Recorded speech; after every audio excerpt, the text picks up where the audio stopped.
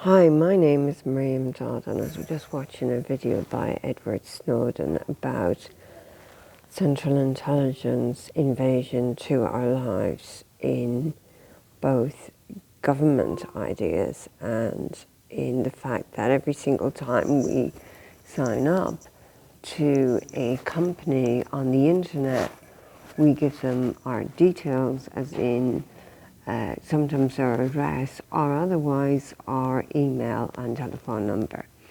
This is an invasion of privacy. Most of us do not read what it actually says, but the point is, if we do read it and we disagree, if we don't say we agree, we can't actually use the product. So we mainly tend to agree.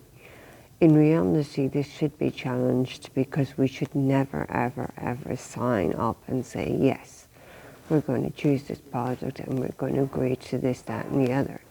I understand what he's saying in the fact that, yes, they can use, basically, if you go on Facebook, they will say, okay, you use this, so we see you like to buy this, so we're going to kind of give you, we're going to tell you what you might want to shop for.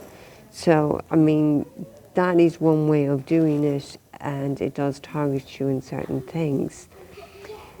But I think it's much, much bigger than that.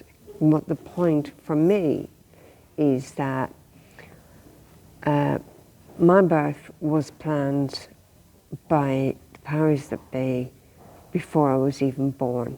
So was my parents, my grandparents, my child, my grandchild. All these things were actually predetermined and predestined.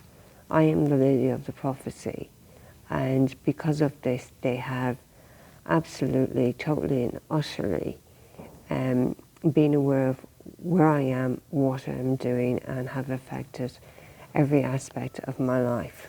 When I was a child, I suffered greatly from depression, and I tended to be a child who went to school, looked out the window from 9, and then 4 o'clock came along and I stopped looking out the window and I kind of went home. As a result, I didn't really learn a whole pile in school. Luckily, I have retained enough information from my past lives that I can actually do the job I do, which is actually, basically I take all the spheres and the ideas in different issues like education and housing and childcare and food and all these things, and I have really good ideas, so that basically, I've got these solutions to world's problems as I see it and as is. Anyway, because of this, the powers that be that are in power now, there's a lot of right-wing people in power now, and they do not want to have the left. The left means better housing, better education, fairer system, know your neighbours, have good food, go to the theatre, go to the cinema, be creative, go do sporting, and do all these sort of things. They just don't want you to do that.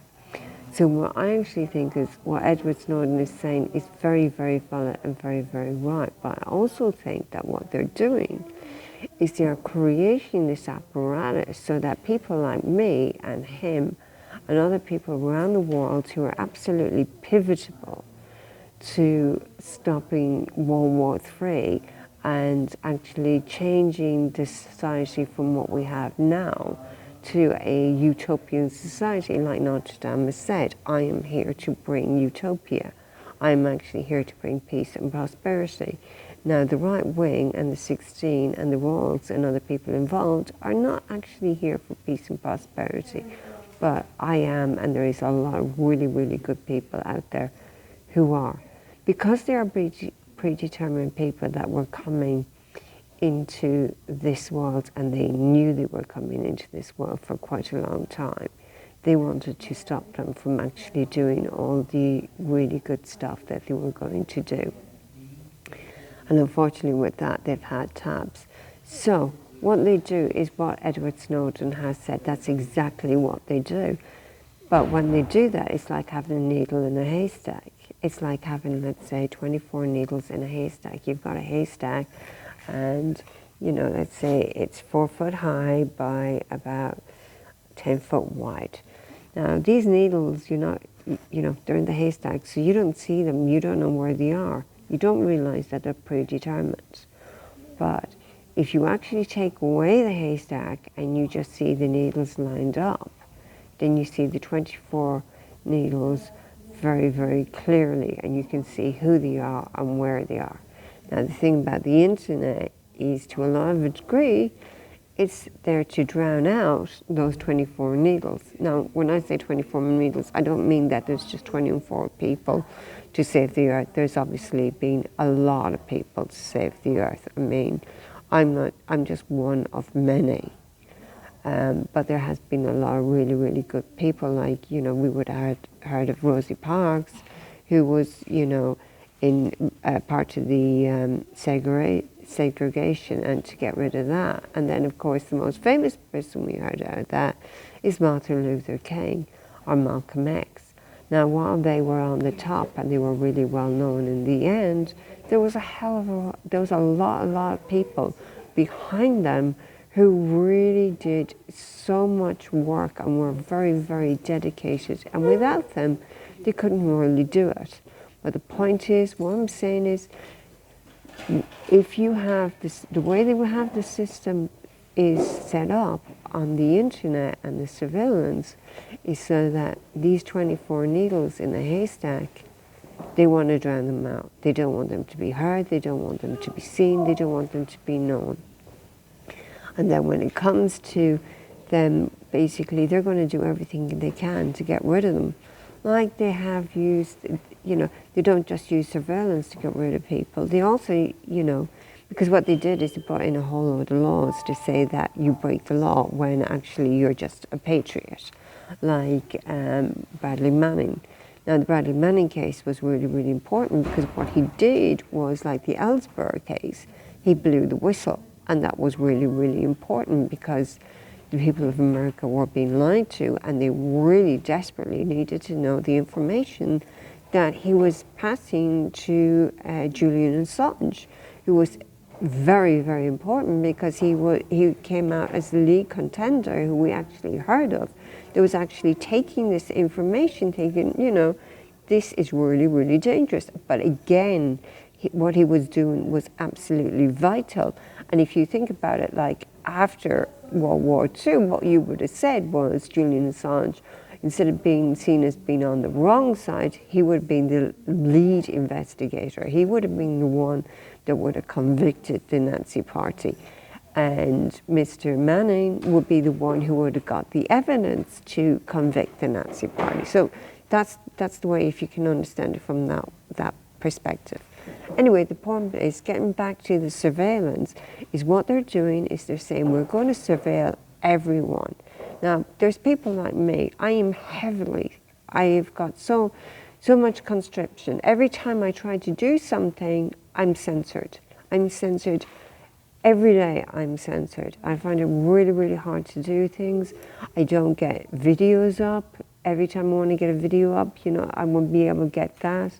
The amount of stuff that I have said politically, despite the fact that I've said so much politically, I'm not really as well known as, I mean, I think I'm probably very well known, but I think the basics of it is that every time somebody actually tries to write to me, they get deleted. Every time somebody wants to follow me, they get deleted. And I know that this happens. I know that I have a much bigger following than I can prove. But because of the way they are, I can't prove it, because they've just turned around and deleted everybody that wants to talk to me or see me. Now, I've had this campaign against me since 2005. I had an argument with somebody who was really high up, and they went, she's the lady of the prophecy. She's meant to bring peace and utopia. We do not want to have her hurt. Now, they didn't just start that campaign against me when I was a child. They were trying to make sure, when there was a time when it was, let's all go over to England and talk about how Sellafield, let's go on the Sellafield march to try and close Sellafield. And they didn't want me on that either because I was really depressed at that time. So basically, what I'm saying is that this has been a lifelong campaign.